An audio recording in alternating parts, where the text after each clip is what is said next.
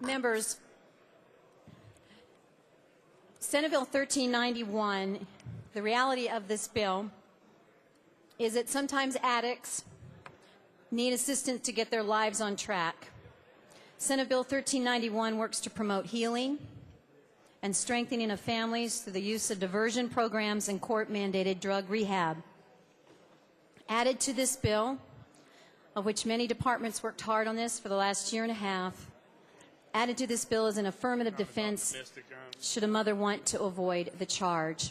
And in closing, it would just seem to me that any society that puts value on life would agree that these defenseless children deserve some protection and these babies need a voice. Without any further questions, I renew my motion. Representative Weaver renews her motion. Discussion on the bill. Representative Jones. Thank you, Madam Speaker. Would the sponsor yield? Yes. Can you tell me who is supposed to report these women on drugs? This bill will allow our DAs and our judges, or DAs and our law enforcement folks who are out in the trenches to be able to, where they see many of these women, again, who are dealing with cocaine and heroin, will be able to put them and get them help. So those are the people that see these ladies. So, well, generally speaking, if a DA is seeing them, somebody else has already reported them. So is a physician going to be required to report?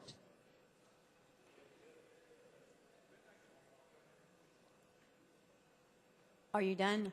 Oh, that was a question? No. Yeah. This has been 2 years ago, or prior to 2012, this was already taking place. And our DAs and our law enforcement agencies would find these ladies dealing with cocaine and heroin, and they would basically get them help if they wanted to. And I'm sure maybe there are some who might not want to. But for those who want help, this piece of legislation will get them help. And that's why I'm so passionate about it. And I understand. but what I need to know is, how are they going to get to that place? Are they going to be going for prenatal care, and a physician is going to be required to report them to police? These ladies are not those who would consider prenatal care. These are ladies who are strung out on heroin and cocaine, and their only next decision is how to get their next fix. And so by putting them in front of a judge and them being able to give them a velvet hammer and allow them to go to drug court diversion, this really is a help. And some people need assistance and some people need intervention. So this would give them intervention. So we don't know if a physician is going to have to report some woman who's come to his office for prenatal. One of the things that we've been so concerned about over the years is that women do go for prenatal care because it's vital for the baby to have that sort of care. And one thing that we have found that was important was to not have them in fear that they were going to be reported when they go to the doctor. So is a physician going to be required to report if they see somebody who is on drugs? It would seem to me that any time we can offer intervention and help, I don't really, I'm sure there probably will be. But again, these ladies are the worst of the worst. These ladies are not thinking about prenatal care. Again, I want to emphasize what they're thinking about, and that is just money for the next high. And really and truly, we have a life inside of a belly. And those babies are born addicted, not to mother's milk, but they're addicted to a substance. And again, if we can get them help, that's 1, 2, 3, 4. Actually, the bill, I've done some research, it's up to 342 babies can be helped by this, and the mothers. So intervention, however it comes, through a doctor, through being found on the street, either way, they're already dealing with illegal substances. Representative Jones. I'm going to need to know if a doctor is going to be required to report. I think that that's important. I think that physicians need to know what's going on. I understand about babies that are addicted, but of course you have to understand that if the mother's addicted and they're addicted, that's a process certainly that it takes to get everybody off of those drugs. And not every woman who's in that position is in that position because they just choose to be some sort of addicted, bad person. You know, life happens and things happen, and they may not want their baby to be born addicted at all. So I think it's important that we know if physicians are going to be required. I'm also wondering if, since the woman has to get into a program before the baby's born, what makes that, especially if it's for the assault purposes, what makes that legal? Because the baby's not there to determine whether the baby's addicted or not. Well, first of all, the DAs can't do anything until the baby is tested positive. So they can't arrest this lady until the baby is born and tested positive. And again, it's a misdemeanor, and it's not a felony. And this, again, gives an eye towards treatment and not punishment, Representative Jones. And so, therefore, it's another tool in the toolbox to work along other agencies and other facilities that can help bring healness and wholeness to this lady and the baby. And Representative, I swear to you, I know where your heart is, but what I'm telling you is here in the bill. Okay. Representative. I'm sorry, Representative. Here in the bill, it says that the mother has to be in the program before the child is born. And I'm concerned about that because and that's a good thing because... Well, for her, well, if she's guilty. But it's a good thing for the baby as well because treatment can happen and it can help the child even more so and help the mother. But you're asking for a question, and if I could... No. If I could... Representative Weaver?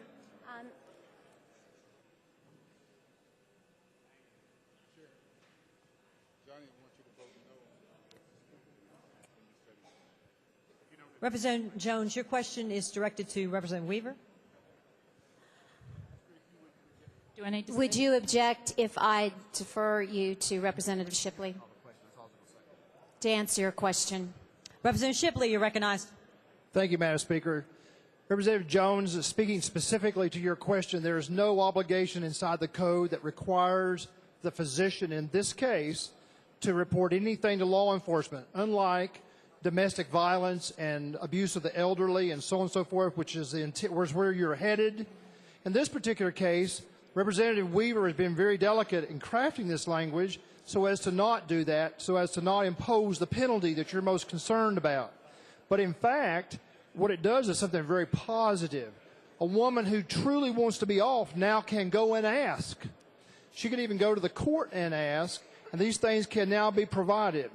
And Representative Weaver is also correct when she says that it's a good thing to do this while the baby is still in utero. The doctors say that the best place to detox a baby is in utero.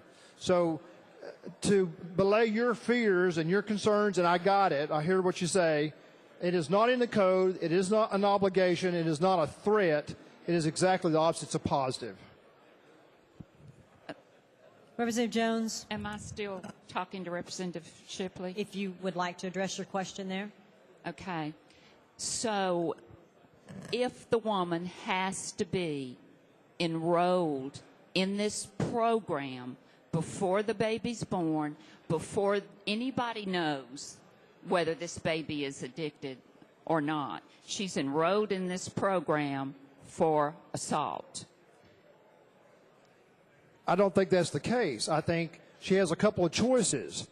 If I'm not, and I'll refer to the sponsor when I get done making my comment, but I think the way that's written, Representative Jones, is that that would only apply if she chose not to participate in the program.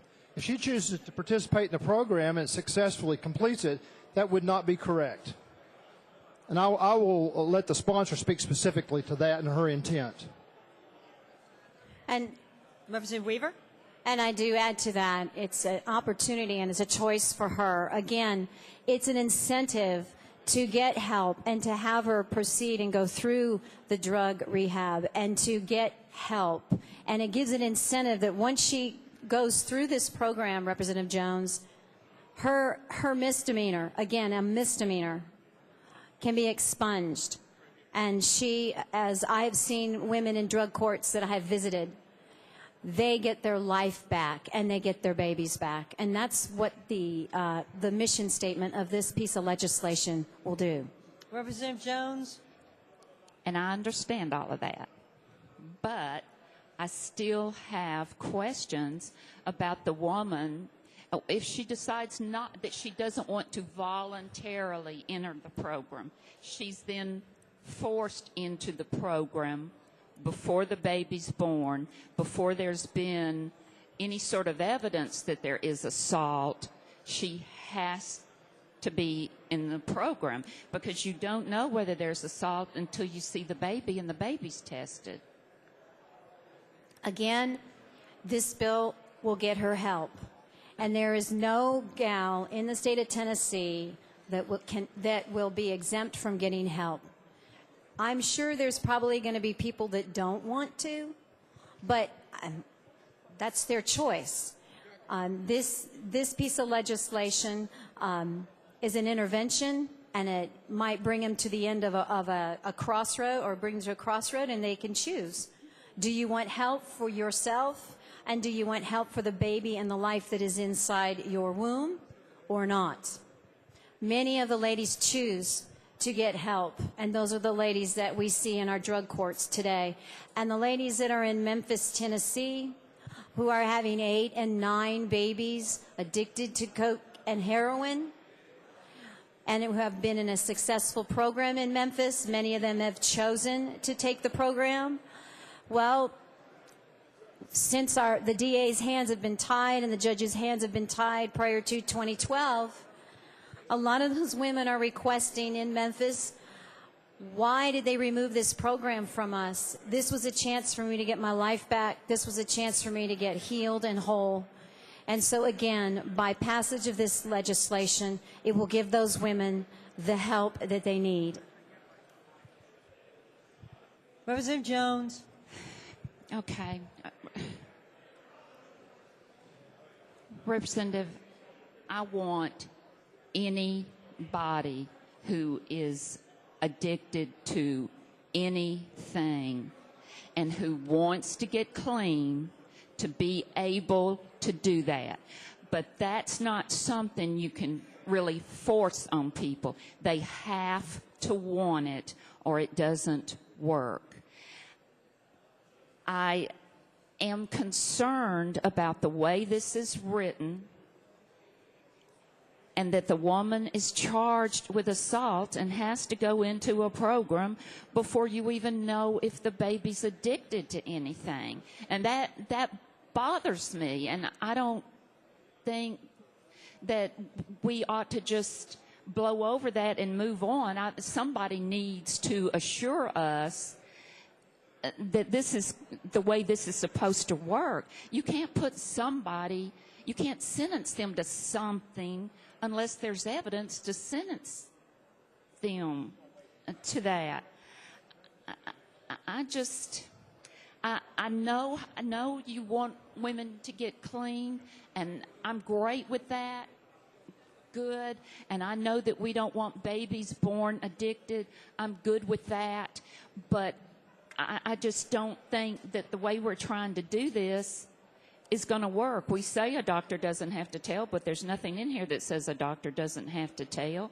There's no crime committed until the baby's tested. I have some serious problems with us arresting women and putting them in jail, which they could be by this legislation if they don't take the program. Representative They Weaver. can still go to jail. Representative Weaver. Again, this deals with illegal narcotics. The lady is already dealing and breaking the law. She is dealing with illegal narcotics, so that's already a crime. Representative Dunn. Thank you, Madam Speaker.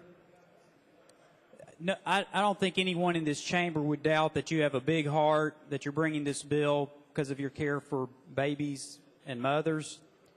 We have a big-hearted person in Knox County, Judge Tim Irwin. He's our juvenile judge. He's also a big individual. He was an all-pro lineman for the Minnesota Vikings. But Judge Irwin asked me to serve on what's called a family court. And this is composed of a lot of folks in Knox County who are going to work together to try to help these women the way that you are also. And so about 3 weeks ago,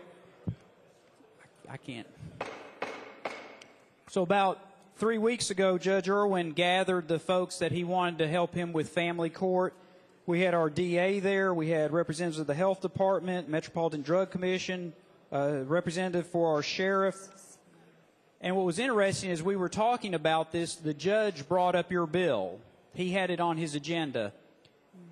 And he does not like this bill. And the reason why is, as a juvenile judge, he's dealing with these women and their children. And when you start prosecuting them and you open them up in the criminal court, you're putting two hurdles there. A woman who's already struggling, who you're trying to help, now you've got them in two different courts. And then the DA chimed in and said that actually the section of the code that you're amending, there's actually a different section where this language should go. That he might be able to support it if you put it in the right section. Then the Health Department said, we can't believe you all are going to pass this. This is not the way that you get women to come in and get care. And then someone pointed out that now that the bill's gone from a felony to a misdemeanor, the cost of jailing them falls on our sheriffs. And I wanted to make sure I heard this right at family court, so I asked our future Bradley County Sheriff, and if indeed that is correct, that the burden will fall on the county and the sheriffs to have these folks. There are other groups that have expressed concerns with this. I know that I heard from the folks in Knox County. I presume members here have checked with their sheriffs, their DAs, their juvenile judges. Maybe they have a different view on it. But I want to talk specifically about a provision in your bill. Just like before we had an amendment that had a severability clause that might not do exactly what we thought, the very last part of your bill caught my eye. And the very last part of your bill is something I don't see a whole lot of. In fact, I don't think I've ever seen it when it comes to criminal law in all my years down here. And it says, this act shall take effect upon becoming law the public welfare requiring it, and shall cease to be effective July 1st, 2016. I've never heard of a sunset provision on a criminal act. Can you imagine a woman is being prosecuted on this, and their attorney goes in and says, Judge, the legislature thought so much of this crime that they have it go away in a couple years. It doesn't make sense to do that. Now, I'm not sure why we're putting it on. If this is a wonderful thing and it's going to work and everybody's on board with it, why you'd put a sunset provision on a criminal law. So maybe you could explain why I've never seen this before, but we're doing it now. Then Weaver. Nor have I. And we argued with that case with the departments, the Department of Health.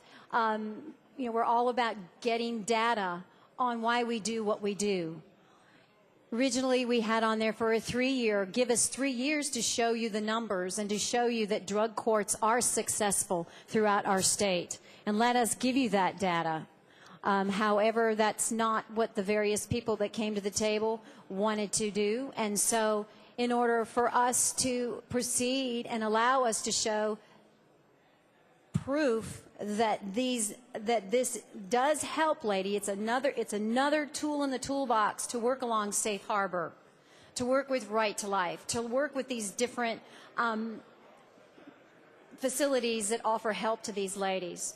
So, yeah, it's something else that we have to work and watch on, but June 20th, 2016, it has to be relooked at again. And I really don't see anything really wrong with that because we can tweak it as well. But currently, right now, Representative Dunn, last year at this time, at this very week, there were a total of last year there were a total of 214 babies born addicted during this time.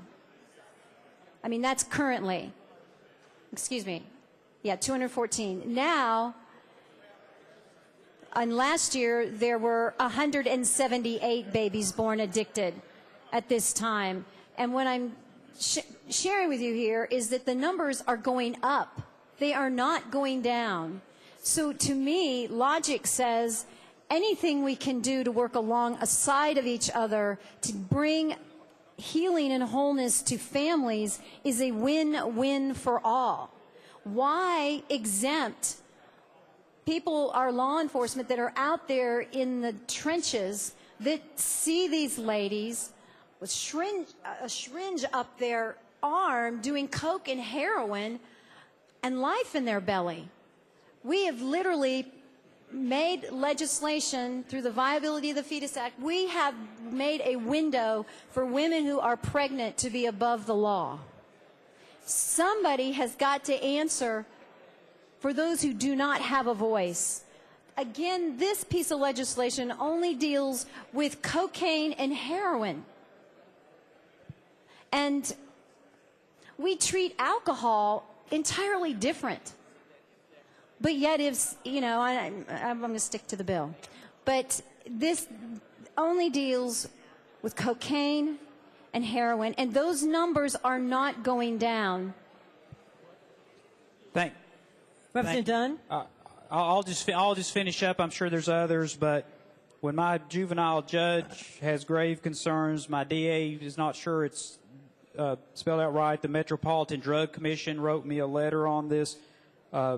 It'll cost the sheriff's jail space, and I won't go through the whole list. And then obviously, if we were voting on your heart and what you want to do, I'd vote up.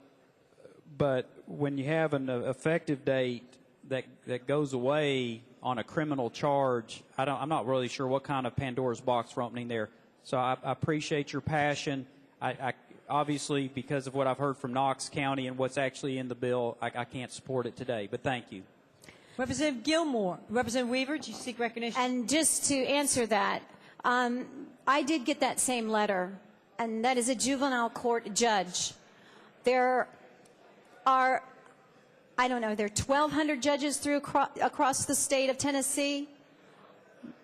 I've heard no other complaints. I've heard judges who want to be able to bring these ladies in front of them and for them to say, look, we can get you help through drug diversion. So I've heard nothing from this is also district attorneys. It's on their list of agenda for this year. They want to be able to do this. And so I have not heard any negative other than from Mr. Irvin, who is a juvenile court judge. And I've not heard from the DA that you mentioned.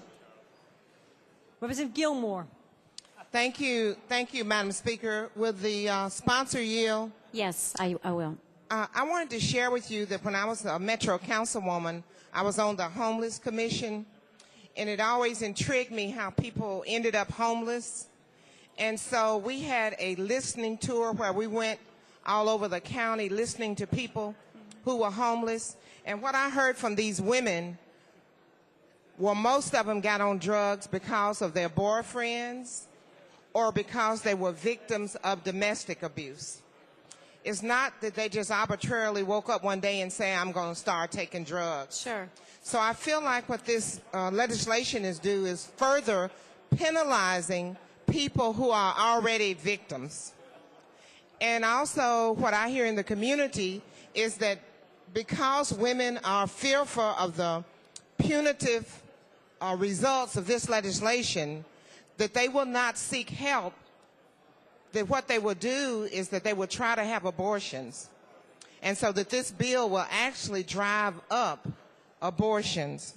And I also wanted to share with you that just last year we passed legislation concerning the safe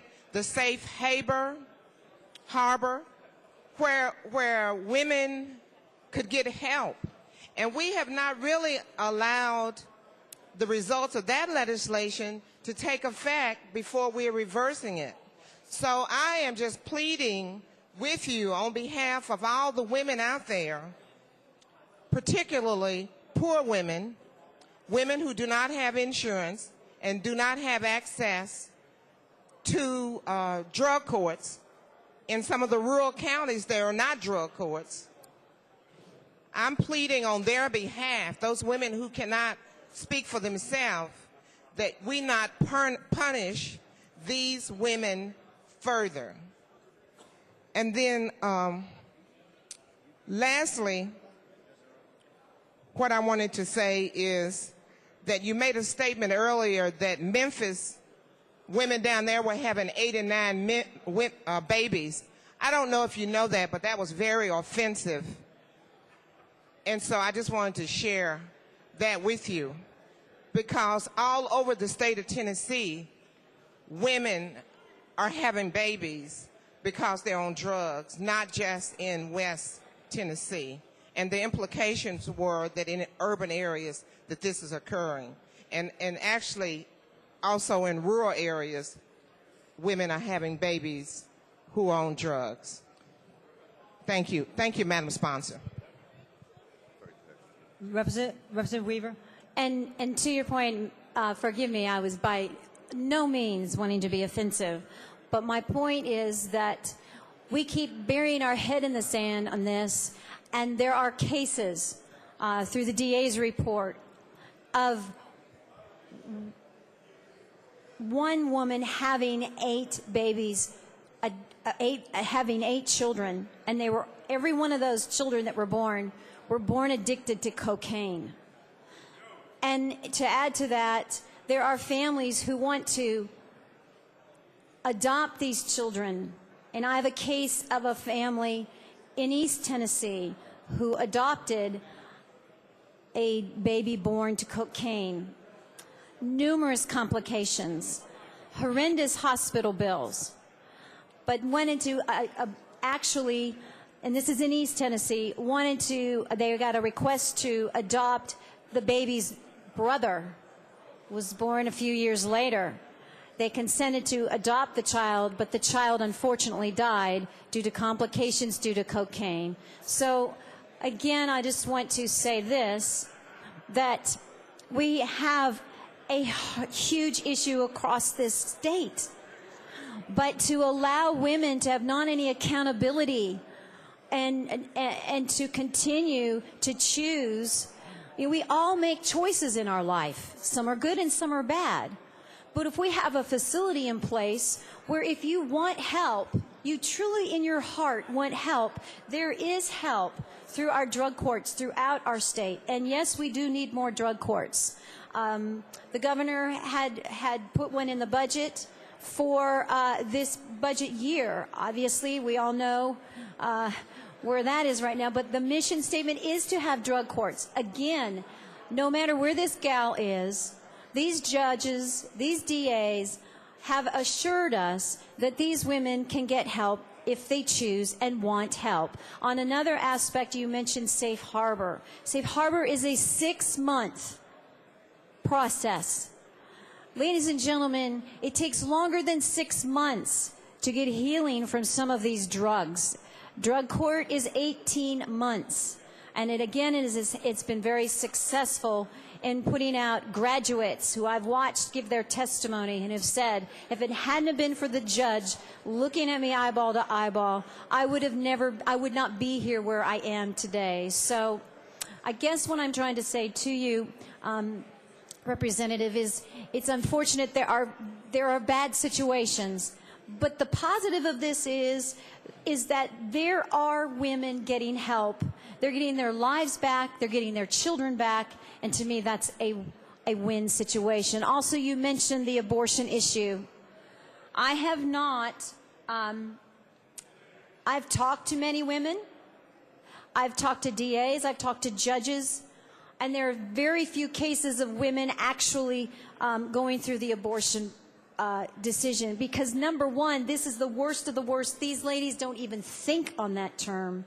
Again, when you're strung out on heroin, your only next thought is, where do I get my next drug? They're not even considering the life that is within them. At least this gives them, shakes them up a bit and gives them an opportunity to get help. And we are saving babies. And we need this legislation for the many unborn and the many born who didn't choose to take and ingest drugs. They have no choice. They're in a womb. They get what is given to them. Those little guys don't have a voice. And again, this will give them a voice.